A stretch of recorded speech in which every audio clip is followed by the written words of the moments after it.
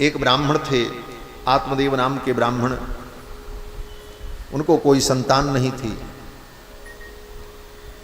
पुत्र प्राप्ति के लिए बहुत सारे उपाय किए, लेकिन उन्हें संतान की प्राप्ति नहीं हुई। अंत में वो मरने को तैयार हो गए। पुत्र के बिना जीवन को धिक्कार है।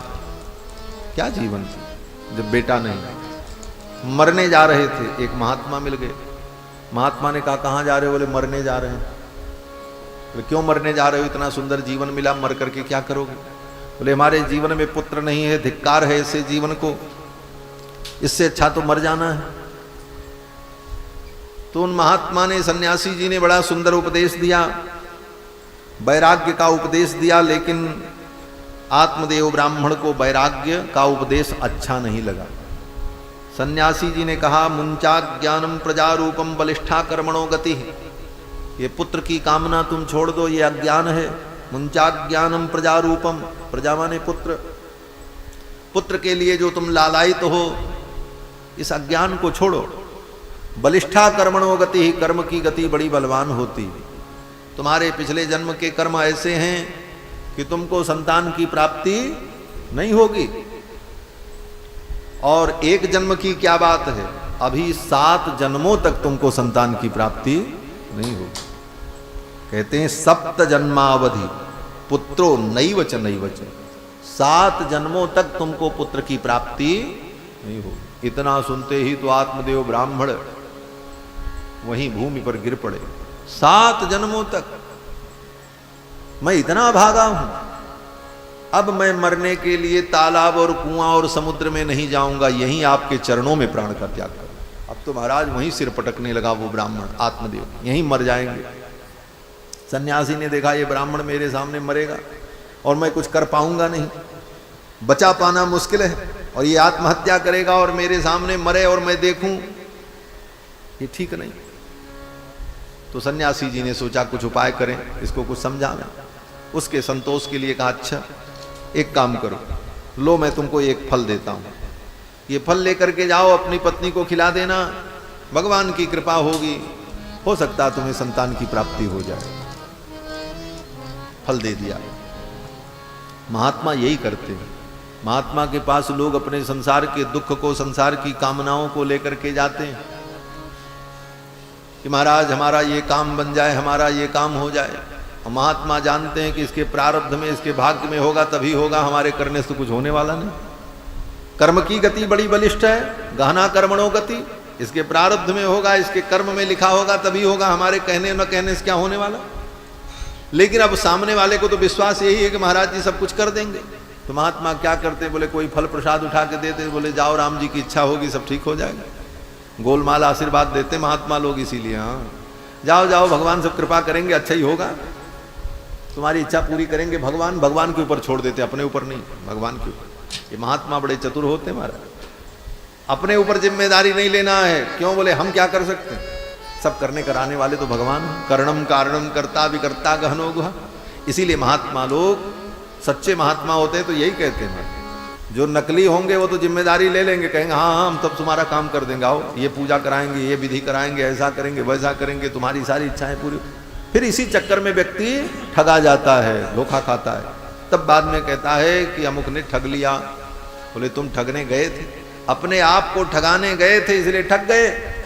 सच्चे महात्मा के पास जाओगे, संत ज्ञानी के पास जाओगे तो महात्मा यही कहेंगे ठीक है भगवान का स्मरण करो, ठाकुर जी कृपा करेंगे सब अच्छा हो जाए, भगवान करेंगे सब अच्छा होगा।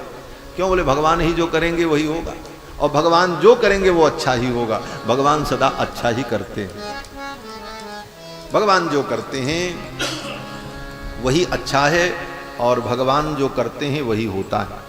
इसीलिए महात्मा सब भगवान के ऊपर छोड़ देते हैं। राम जी की इच्छा, राम जी की जैसी इच्छा। तो सन्यासी जी ने भी यही कहा कि फल ले जाओ, पत्नी को खिला देना, भगवान की कृपा होगी। वो ब्राह्मण देवता आत्मदेव ब्राह्मण फल लेकर के आए, पत्नी को दिया। उनकी पत्नी का नाम धुंधुली। पत्नी को दिया, कहा ले जाओ इस फल को खा लो, इस फल के खाने से तुम्हें पुत्र की प्राप्ति होगी। वो पत्नी फल लेकर के गई, बोले ठीक है खा लेंगे, लेकिन खाई नहीं। उसकी बहन आई थी, बहन से कहा देखो ये मेरे पति फल ले आए हैं, इस फल के खाने से पुत्र की प्राप्ति होगी। तो बहन ने कहा खा लो। तो धुंधुली ने कहा ना ना ये फल मैं नहीं खाऊंगी। बोले क्यों? बोले फल भक्षेण गर्भस्यात्, फल खाऊंगी तो गर्भ हो जाएगा। बोले हो जाएगा तो अच्छी बात है, स्त्री पुत्र को जन्म देगी तो गर्भ तो होगा ही। तो कहते हैं गर्भेण उदर वृद्धिता। धुंधली ने कहा अगर गर्भ हो जाएगा तो मेरा पेट बढ़ जाएगा। गर्भेण उदर वृद्धिता, गर्भ से उदर की वृद्धि हो जाएगी। बोले तो उदर की वृद्धि हो जाएगी तो क्या होगा? बोले स्वल्प भक्षम ततो शक्ति, फिर तो मेरा भोजन कम हो जाएगा, क्योंकि पेट में सारा जगह तो बच्चा छेंक लेगा आकर के, तो मैं भोजन कैसे करूंगी? और अगर भोजन मैं कम करूंगी तो अल्प शक्ति ही, मेरी शक्ति कम हो जाएगी, और शक्ति कम हो जाएगी तो गृह कार्यम कथम भवेत, ये घर का सारा काम काज, ये सारी व्यवस्था जो चाबी ताला मेरे पास, ये सब कैसे चलेगा? और दूसरे को अगर मैंने चाबी ताला दे दिया सब कुछ, तो कहीं सब गड़बड़ हो गया तब। यही सब सोच करके कुतर्क करते हुए धुंधली ने अपनी सखी से, अपनी बहन से कहा नाना ये फल मैं नहीं खाऊंगी। फल खाने से गर्भ होगा, गर्भ से उदर की वृद्धि होगी, उदर की वृद्धि होने पर भोजन कम होगा, भोजन कम होने पर शक्ति कम हो जाएगी, और शक्ति कम होने पर घर का कार्य कैसे होगा? और ये सब तो ठीक है, लेकिन कहीं गांव में आग लग गई। अब देखो कल्पना, व्यक्ति की बुद्धि। धुंधली ने कहा घर गांव में कहीं अगर आग लग गई, दैवात घाटी ब्रजेत ग्रामे पलायेत गर्भिणी कथम, अगर गांव में आग लग गई, कोई दुर्घटना हुई तो लोग तो भाग करके अपनी जान बचा लेंगे, मैं कैसे भागूंगी? मैं तो गर्भवती रहूंगी, भाग नहीं पाऊंगी। पलायेत गर्भिणी कथम, गर्भिणी कैसे भागेगी?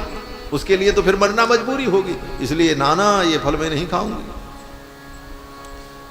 और अगर मान लो ऐसा नहीं हुआ, उसके आगे तक सोच लिया महाराज। धुंधली ने कहा तेरी यक चेत आगतो गर्भ, अगर ऐसा कुछ नहीं हुआ और बच्चे के जन्म का समय आया, तो तेरी यक चेत आगतो गर्भस्तदा में मरणम भवेत, अगर कहीं गर्भ टेढ़ा हो गया, बच्चा उल्टा हो गया, तब बोले मरणम भवेत, तब तो मेरा मरण निश्चित है, तब तो मैं मर जाऊंगा।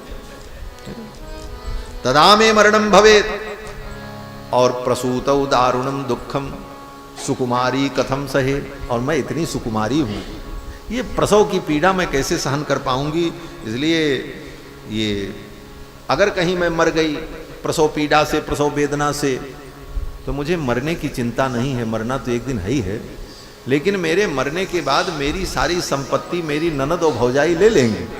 हाँ, यही कहा है यहां पर धुंधली ने, सीधे सीधे कहा, यही कहा कि मंदायाम मई सर्वस्वम ननांदा संभरेत तदा, मेरे मर जाने पर मेरा धन मेरी ननद मेरी भौजाई परिवार के अन्य लोग ले लेंगे, क्योंकि धन में उसकी आसक्ति थी।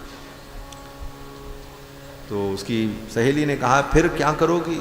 बोले मैं नहीं फल खाऊंगी, ये बच्चे को जन्म देना इतना कठिन, कहीं प्राण बच गया, मान लो मैं बच गई, उसके बाद क्या होगा?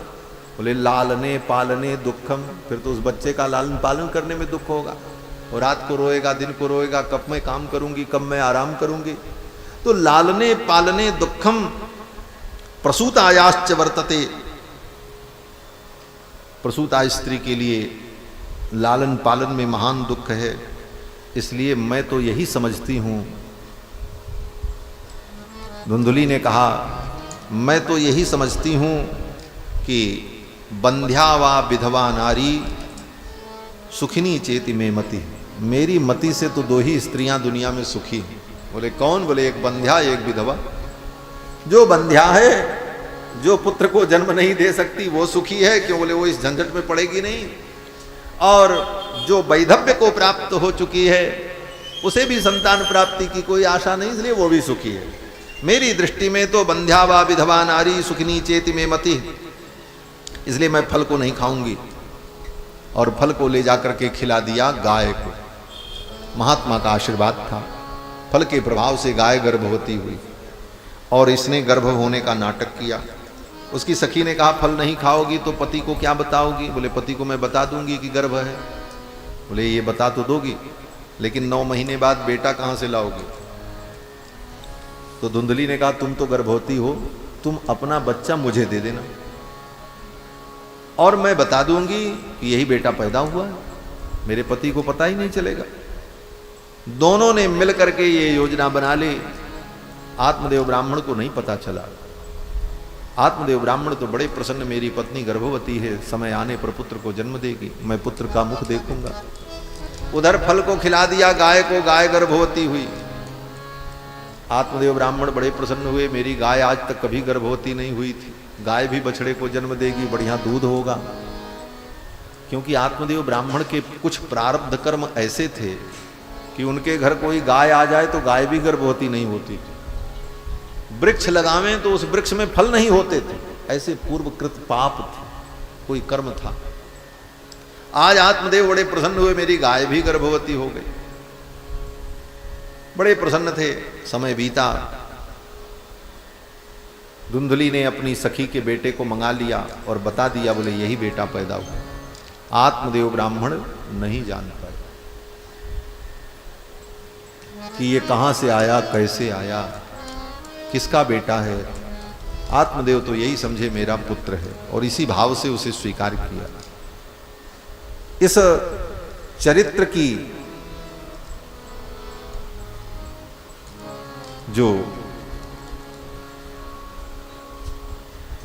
इस चरित्र में जो दिखाया कि आत्मदेव ब्राह्मण इतने बड़े ज्ञानी, वो भी नहीं समझ पाए अपनी कुटिल स्त्री धुंधली के चरित्र को। इन्हीं घटनाओं को लेकर मानो विद्वानों ने कहा है कि त्रिया चरित्रम पुरुषस्य भाग्यम दैवो न जानाति कुतो मनुष्य। देवता भी नहीं जान सकता, मनुष्य क्या जाने। आत्मदेव ब्राह्मण तो मनुष्य ही थे, क्या जान पाते, नहीं जान पाए।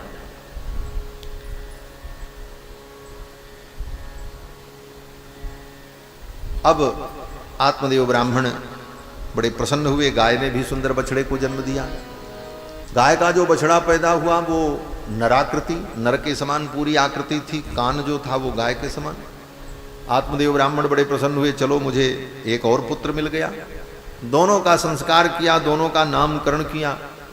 गाय का जो बछड़ा था उसका नामकरण करते हुए आत्मदेव ने कहा इसका नाम गोकर्ण होगा, क्योंकि गाय के समान इसके कान हो। उनका नाम गोकर्ण रखा। अपने बेटे का नामकरण करने चले तो आत्मदेव ने कहा मेरा नाम आत्मदेव और मेरे बेटे का नाम ब्रह्मदेव। हाँ, ऐसे कुछ मिलता जुलता नाम हो, मेरा नाम आत्मदेव तो मेरे बेटे का नाम ब्रह्मदेव। तो धुंधली सामने खड़ी हो गई, बड़ी लड़ाकी थी महाराज।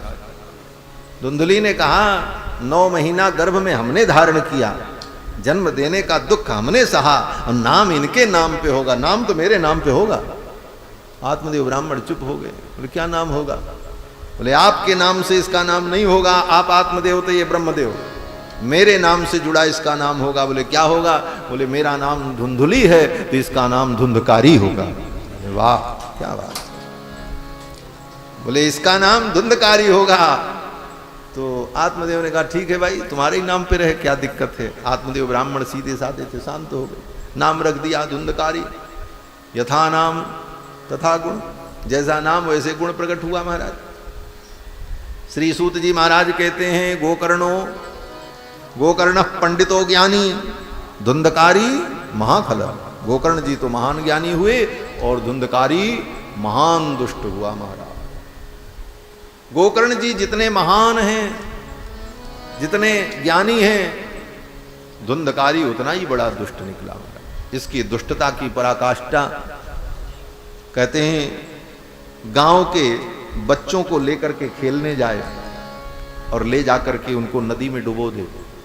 गांव के छोटे छोटे बच्चों को धुंधकारी लेकर के जाए, कहे चलो खेलने चलो खेलने, सब बच्चे साथ में जाएं। बचपन से ही दुष्ट, उत्पात करने वाला स्वभाव। जाकर के बच्चों से कहे चलो कुआं में देखो, उस कुआं के अंदर एक अद्भुत दृश्य है। और बच्चे जब कुआं में देखने लग जाएं तो पीछे से पैर पकड़ करके धम उसी में डाल दे और फिर उसको बड़ा मजा आवे। महाराज अयोध्या में भी एक राजा थे जिनका वर्णन है वाल्मीकि रामायण में। तो महाराज वो राजा ऐसे थे, राजा के पुत्र थे, राजा तो नहीं बन पाए, बाद में उनके पिता ने उन्हें निकाल दिया देश से। छोटे छोटे बच्चों को देखें तो उनको पकड़ करके, उनका टांग पकड़ करके सरजू जी में फेंक दो, और जब वो तड़प तड़प करके मर जाएं तो उनको बड़ा मजा आवे। तो फिर उनके पिता ने राज्य से निकाल दिया, रघुवंश के ही एक राजा थे। तो कहने का भाव कि ऐसी दुष्ट प्रवृत्ति होती है। धुंधकारी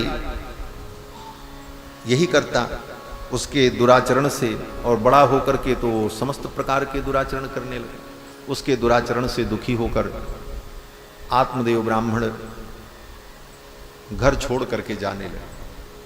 इतना पापी, इतना दुष्ट धुंधकारी कि उसके आचरण से दुखी होकर के आत्मदेव ने निर्णय किया कि अब हम जा करके मर जाएंगे, मरने के लिए चले। ये वही आत्मदेव ब्राह्मण है जब पुत्र नहीं था तो पुत्र के लिए मरने जा रहे थे कि हमारे पुत्र नहीं, हम मर जाएंगे, और आज पुत्र हो गया तो पुत्र के कारण मरने जा रहे हैं।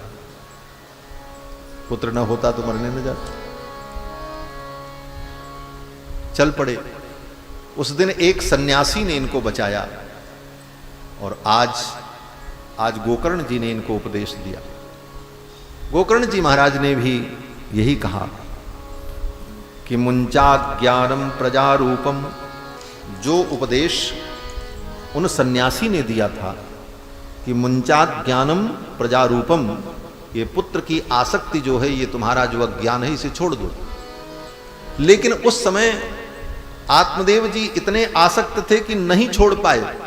उसका परिणाम बोले इतनी घटनाएं घटित हुई, और धुंधकारी जैसा तथाकथित पुत्र उनको प्राप्त हुआ, जो कि यथार्थ में उनका पुत्र नहीं था, लेकिन पुत्र के रूप में उसे स्वीकार किया, और उसके कारण इनको इतना दुख हुआ। आज जब फिर मरने के लिए चले तो आज गोकर्ण जी महाराज भी यही कहते हैं, मुंचा ज्ञानम प्रजारूपम मोहतो नरके गति। ये मोह ही व्यक्ति को नरक की ओर ले जाता है। इसलिए आप इस मोह का त्याग करें। क्या त्याग करें? गोकर्ण जी महाराज कहते हैं कि ये देह, शरीर जो मांस और अस्थि का समुच्चय है, इसके प्रति जो आसक्ति है, इसका त्याग कर दीजिए। केवल अपने ही शरीर के प्रति नहीं, संसार के जितने शरीर हैं, इस शरीर से संबंधित जितने शरीर हैं, सब मांस के पिंड और अस्थि और मांस का समूह ही तो है। तो गोकर्ण जी कहते हैं कि देहे स्थिमाम से रुधिरे भिमतिम त्यजत्तम। हे पिताजी, ये मांस और अस्थि का जो समुच्चय देह है, इसके प्रति जो आपकी अभिमति है, अभिमति माने अपनापन, इसका आप त्याग कर दें। देहे स्थिमां सुरुधिरेभिमतिं त्यजत्वं जाया सुतादिषु सदा ममतां विमुंच। ये पत्नी पुत्र परिवार के प्रति जो ममता है, इसका आप त्याग कर दें। क्यों? बोले पश्यानिशम जगदिदम क्षणभंगुनिष्ठम। ये संसार क्षणभंगुर है, ये कब छूट जाए इसका कोई ठिकाना नहीं। इसलिए वैराग्य राग रसिको भव भक्तिनिष्ठ। हे पिताजी, आप वैराग्य को धारण करें और भगवान की भक्ति करें। गोकर्ण जी महाराज ने समझाया, धर्मम भजस्व सततम त्यज लोक धर्मान सेवस्व साधु पुरुषान जहि काम तृष्णा। गोकर्ण जी ने कहा कि धर्म का भजन करो, लोक धर्म का त्याग करके, और भगवान की कथा का चिंतन करो, अनुभव करो। इस प्रकार जब गोकर्ण जी ने उपदेश किया आत्मदेव जी को, तो आत्मदेव जी को ज्ञान हो गया, और उसी क्षण आत्मदेव ने मन से अपने धुंधकारी पुत्र का त्याग कर दिया और सुखी हो गए। धुंधकारी जहां था वहीं है, धुंधकारी जो कर रहा वो कर रहा है, लेकिन अभी तक उसके कारण जो दुख था आत्मदेव को, वो दुख अब नहीं है। क्या था? बोले बस उसे जो अपना मान बैठे थे, उस भाव का त्याग कर दिया। अभी मेरा नहीं, मरो। दुख संसार में हमको लोगों से तब तक है जब तक लोगों को हम अपना मानते हो। जिस दिन हम लोग किसी को अपना मानना छोड़ दें, उसी दिन उससे होने वाला दुख समाप्त हो जाए। किसी से हम दुखी तब तक होते हैं जब तक हम उसे अपना मानते हैं। संसार में क्या चोर नहीं है? बहुत चोर है। लेकिन अपना बेटा चोर हो जाए तो हम दुखी होते हैं, और दूसरे का बेटा चोर हो जाए तो चोर है, पुलिस पकड़ी, सुनते हैं, कोई दुख नहीं होता, कोई मतलब नहीं। क्यों? बोले उसको हम अपना नहीं मानते। लेकिन अपना बेटा चोर हो जाए, फिर उसको पुलिस पकड़े और मारे और सजा हो, तब बोले तब क्या होता? तब दुख होता। क्यों? बोले उसको हमने अपना माना। तो संसार में कहीं भी दुख है किसी व्यक्ति से तो जब तब तक है जब तक आप उसे अपना मानते। ये अभिमति छूट जाए, दुख की निवृत्ति हो जाए। तो गोकर्ण जी महाराज ने जब समझाया, आत्मदेव ब्राह्मण को समझ में आ गया, उन्होंने त्याग कर दिया। उसी क्षण सोच लिया, जाओ तुम्हारी गति, तुम्हारे कर्म तुम्हारे साथ, तुम्हारी गति जो होनी होगी होगी, हम तो भगवान का भजन करेंगे। आत्मदेव जी भजन करने के लिए निकल पड़े। गोकर्ण जी महाराज भी तीर्थ यात्रा पर चले गए। आत्मदेव ब्राह्मण गए, गोकर्ण जी गए, धुंधकारी घर में रहा। अब तो धुंधकारी और मनमाना करने लगा, वेश्याओं को ला करके घर में ही रख लिया, घर की सारी संपत्ति लुटा दी। माँ को एक दिन मारा तो माँ नाराज होकर के गई और कुएं में कूद गई। कुआं में कूद करके धुंधली ने आत्महत्या कर ली। धुंधकारी निश्चिंत होकर के घर में रहने लगा, गणिकाओं को ला करके रख लिया। एक दिन बहुत बड़ी चोरी की धुंधकारी ने, धन बटोर करके लाया। गणिकाओं ने देखा कि आज तो बड़ा माल लूट करके लाया, राजा के सिपाही से ढूंढेंगे और अगर ये पकड़ा गया तो हम भी पकड़े जाएंगे साथ में, इसलिए अच्छा तो यही है कि ये पकड़ा जाए, उसके पहले हम लोग इसे छोड़ दें। गणिकाओं ने विचार किया, इसे छोड़ करके जाएंगे तो ये हमको भी मारेगा, कैसे इसे छोड़ें, क्योंकि आज तक इसका धन हम खाए हैं। संकोच भी था, भय भी था। तो गणिकाओं ने विचार किया, ऐसा करो इसे मार डालो, तब यहां से हम लोग चलते हैं। पांचों गणिकाओं ने मिलकर के निर्णय किया और रात में सोते हुए धुंधकारी को मार डाला। पांचों ने मिलकर के मार डाला। बोले रस्सी से बांध करके उसी खाट में और उसके मुख में कपड़ा ठूंस दिया, फिर भी वो न मरे। तब बोले जलते हुए अंगार को लेकर, लुखाटी को लेकर उस धुंधकारी के मुख में डाल दिया। श्वास अवरुद्ध हो गया, धुंधकारी की मृत्यु हो गई। धुंधकारी तड़प तड़प करके मरा, प्रेत हो गया। और फिर उसी घर के आंगन में उसे गाड़ करके वो गणिकाएं चली गई धन संपत्ति लेकर, किसी को पता भी नहीं चला। गोकर्ण जी महाराज तीर्थ यात्रा में थे। तीर्थ यात्रा के क्रम में उनको जो कुछ जानकारी मिली कि धुंधकारी का लता पता नहीं है, तो गोकर्ण जी ने गया में पिंडदान भी कर दिया, श्राद्ध भी कर दिया, सब कुछ कर करके लौट करके जब आए अपने घर, तो धुंधकारी प्रेत प्रकट हो गया महाराज। कभी भैंसे का रूप धारण करके, कभी भेड़ का रूप धारण करके सामने दिखाई पड़े। सकृत में सकृत हस्ती सकृत महिषो सकृत च महिषो भवत। कभी हाथी के रूप में, कभी भैंसे के रूप में, कभी भेड़ के रूप में दिखाई पड़े। आत्मदेव ब्राह्मण समझ गए ये कोई प्रेतात्मा है। मंत्र पढ़ करके जल का छींटा दिया, थोड़ी शांति मिली और तब उसके अंदर बोलने का सामर्थ्य आया। गोकर्ण जी ने पूछा तुम कौन हो? तो धुंधकारी ने कहा अहम भ्राता त्वदीयोस्मि धुंधकारी नामतः। मैं आपका भाई धुंधकारी हूं। इतना तेज मच्छर न मारा भाई, चट्ट चट्ट। बोलो श्री सीतारामचंद्र भगवान की। इतना मच्छर तो नहीं काट रहा।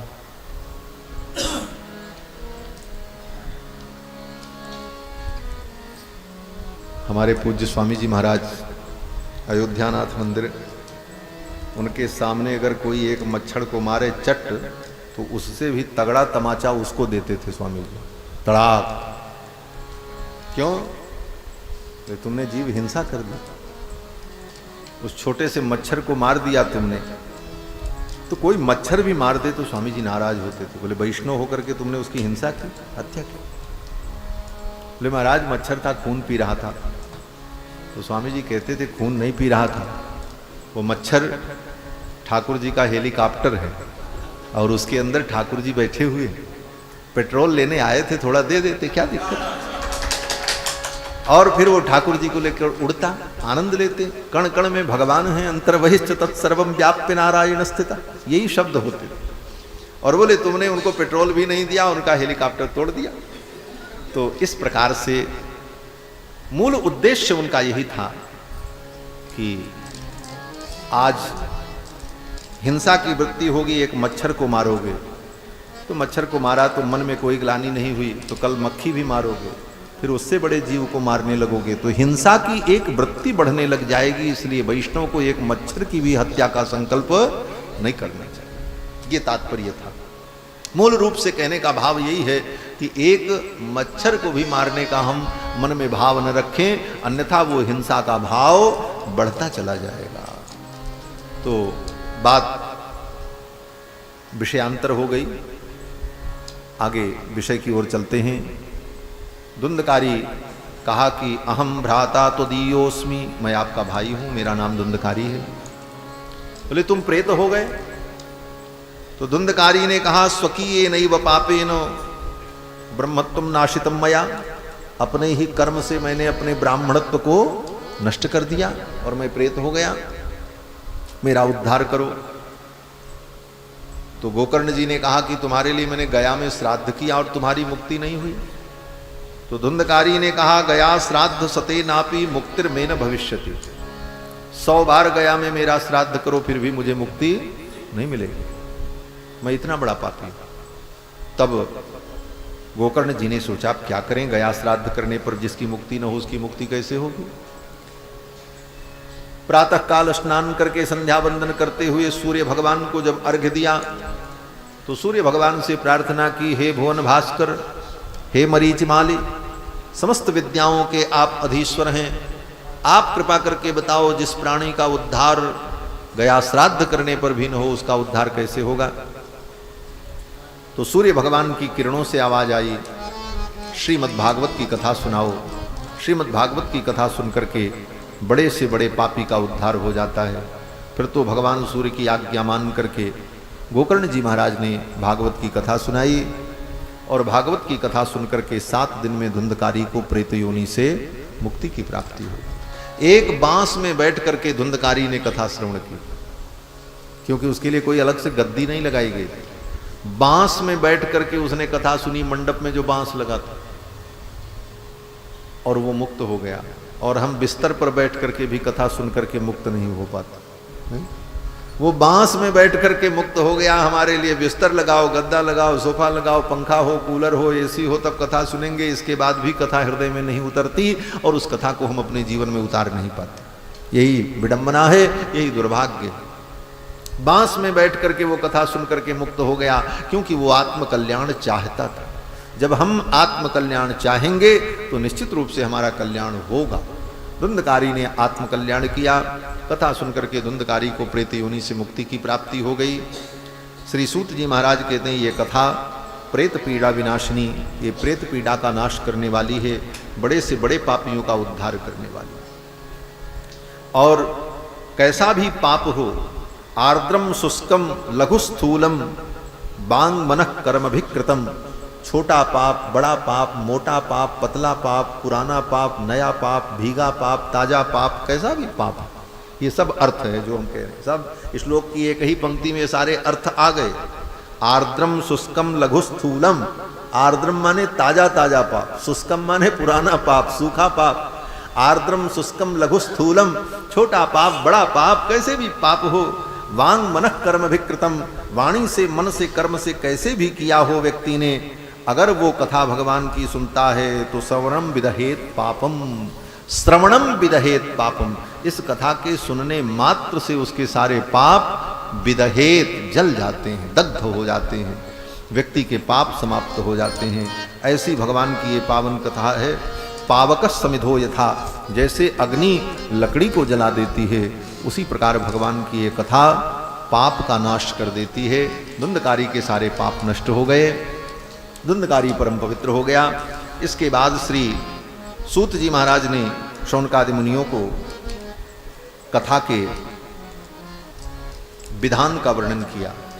7 दिन में कथा कैसे सुननी चाहिए। कहते हैं 7 दिन का संकल्प करना चाहिए, देवताओं का आवाहन पूजन करना चाहिए।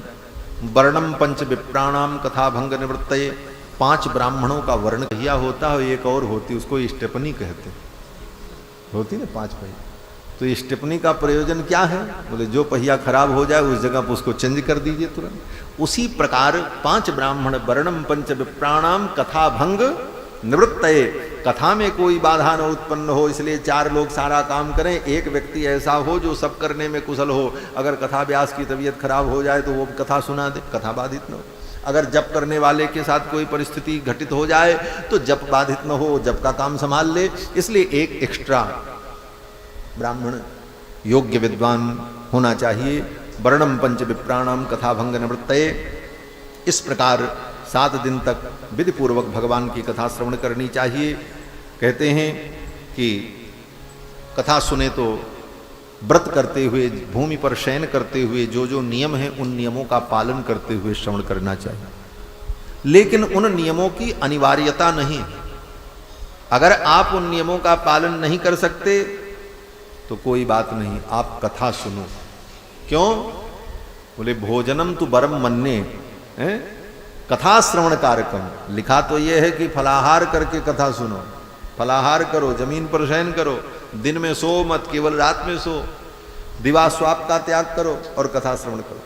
लेकिन फिर कहते हैं कि अगर फलाहार करने पर और जमीन पे सोने पर आपको दिक्कत होती है, असुविधा होती है, तबीयत खराब होने का डर है, तो फिर ये सब काम मत करो, जैसे अच्छा रहे वैसे रहो, तो बढ़िया बढ़िया खाओ, बढ़िया सो, कथा सुनो।